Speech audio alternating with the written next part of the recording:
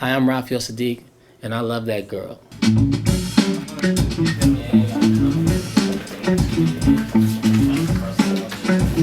Oh, you smell something seafood, Harold.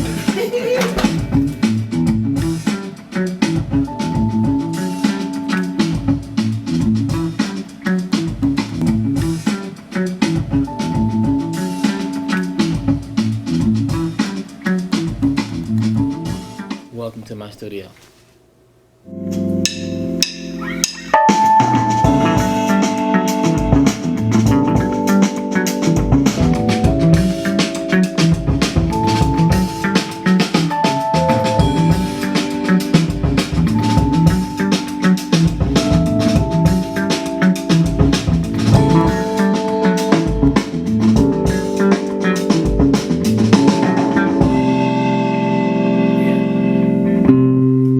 My role in Love That Girl is I do all the music for the show, which I love, and I'm one of the executive producers of the show. One more time, come on.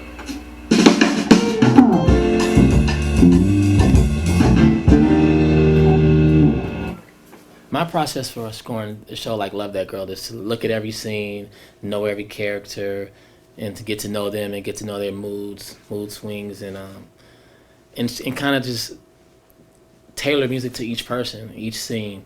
And most sitcoms are not done like that, are not driven like that. And so this was like a very special project for me to really like do something different in sitcoms. Mm-hmm.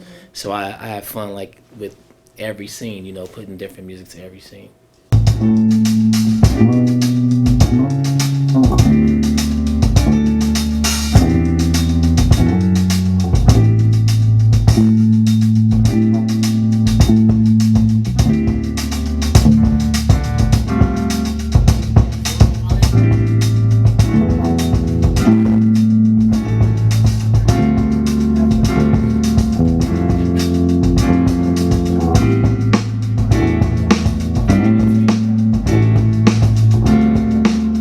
This is my first sitcom ever scoring. Had a lot of offers to score a lot of different films from different people, but this is actually the first thing I scored from the beginning to end.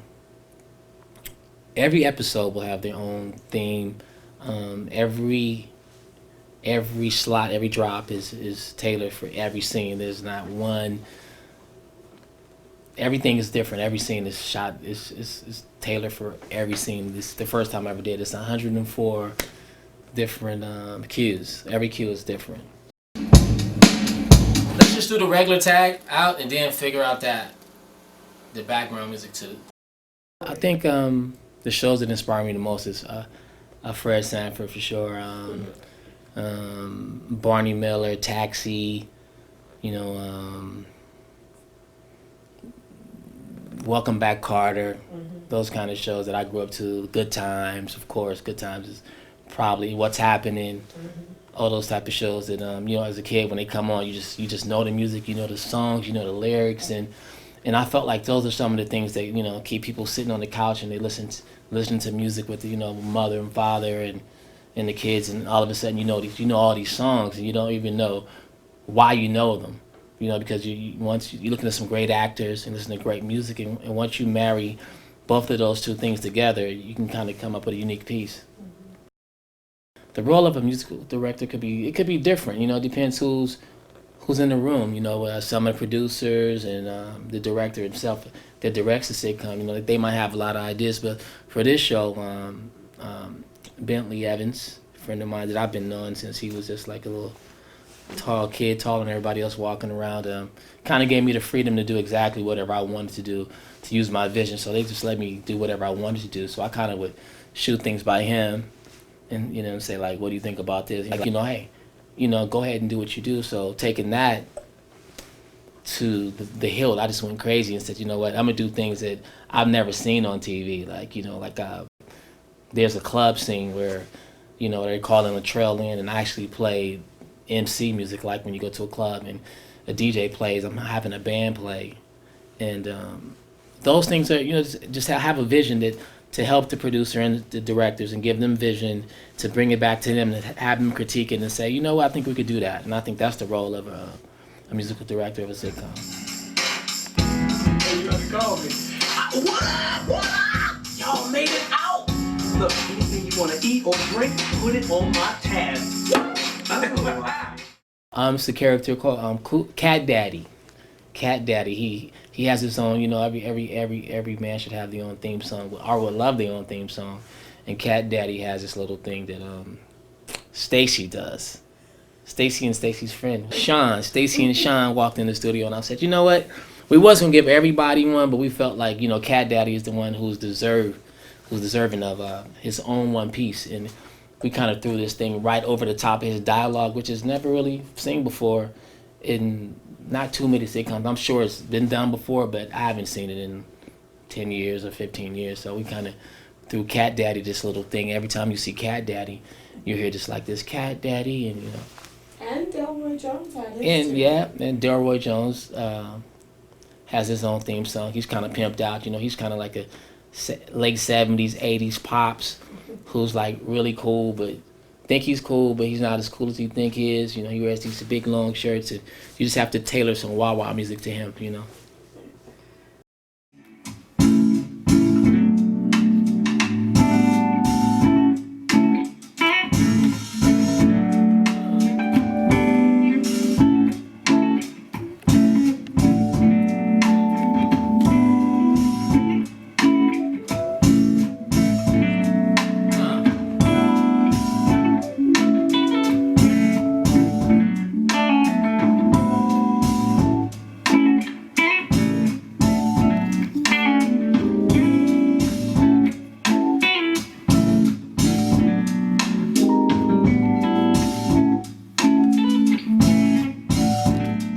Oh, okay. I would just take a scene like probably like Latrell getting ready to bounce back into the house, like and he's kind of bouncy a lot, you know. So you want to give him something cool because he's always coming off one scene. He's kind of like, you know, you want to go into the scene and uplift everybody that's watching, and you also want to make the characters look cool. So I would think, you know, maybe we should play something here really upbeat and get everybody's heart pumping and everybody's heart flowing to the next scene. And that's really what I look at as the heart rate, and that's how that's how I look at music, is how you make people's heart beat, you know. All right, it's the shot.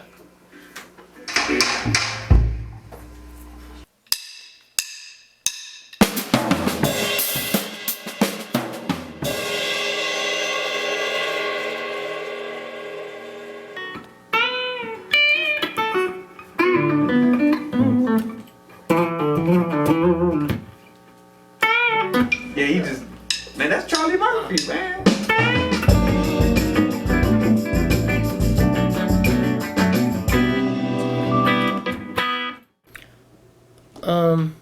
I think what's unique about the show is you have this young lady who's a very intelligent lady, and she has this brother that's a comedian, but he's really intelligent too. He's not, you know, he's not a dummy.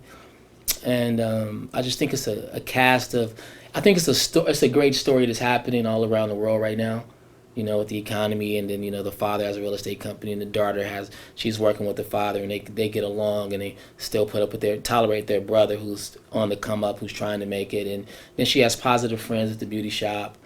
You know, it's like a community of people that get along, and they might have little problems, but they still get together, and somehow they work it out. And I think that's what family is about. And I think people need to look at shows like that and showing families together. It's, you know, it's every race inside the sitcom also. I think that's great to see everybody come together and make one thing work.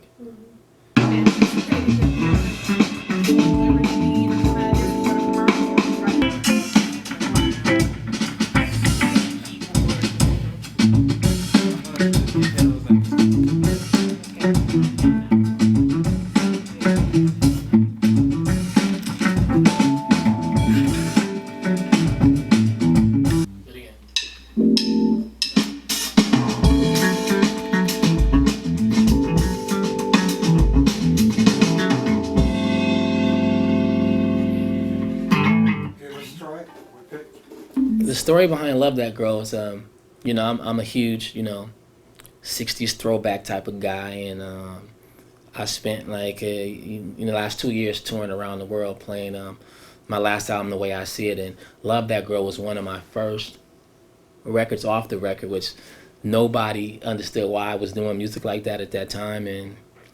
But I felt like it was black music. It was the best black music ever made.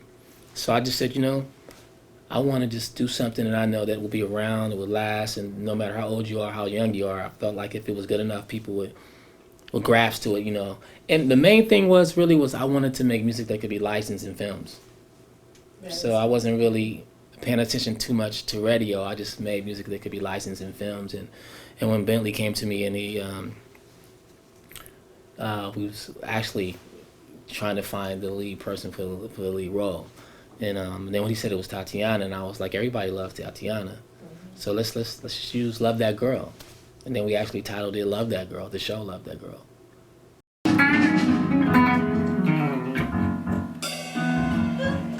Let's give it up, everybody. Let's give it up to the trap, the best boss that hasn't paid me. Yeah. Here you go. Hell out of my hands.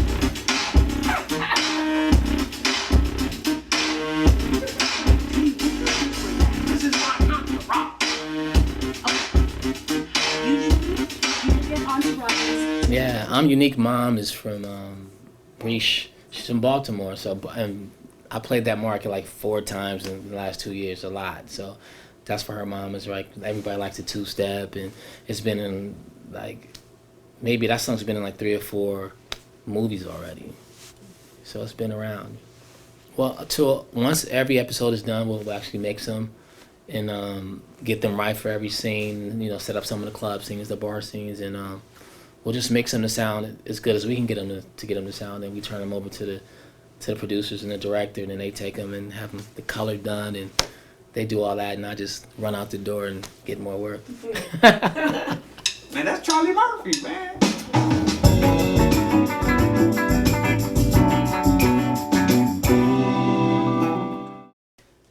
My team is a great group of guys, starting with the engineers Jerry Brown and Chuck Brungart is 2 great engineers I work with on my album, and the musicians I use are even better than my engineers. And that would be Calvin and Lamar on drums and Daniel on keyboards and myself. We all switched on instruments the whole time.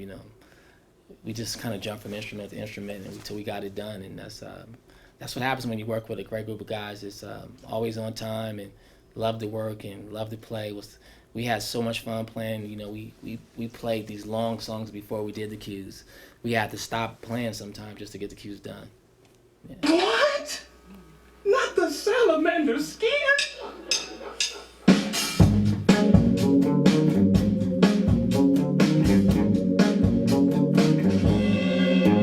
Let's give it up, everybody. Let's give it up to the trap. Let's try to see if we can pop it right after not the salamander skin. Pop. You know what I mean?